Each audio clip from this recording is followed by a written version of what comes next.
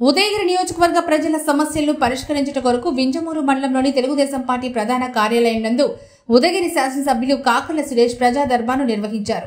ఈ కార్యక్రమంలో భాగంగా నియోజకవర్గ వ్యాప్తంగా భారీగా తరలివచ్చిన 8 మండలాల అర్జీదారుల దగ్గర నుంచి అందిన అర్జీలను ఎమ్మెల్యే కాకర్ల సురేష్ స్వీకరించి సంబంధిత అధికారులకు వెంటనే ఫోన్ ద్వారా ఆదేశాలిచ్చి సమస్యలను పరిష్కారానికి కృషి చేశారు. అనంతరం ఎమ్మెల్యే కాకర్ల సురేష్ మాట్లాడుతూ నియోజకవర్గ ప్రజలకు ఏ సమస్య వచ్చినా నేనున్నా అంటూ అర్జీదారులందరికీ భరోసానందించారు.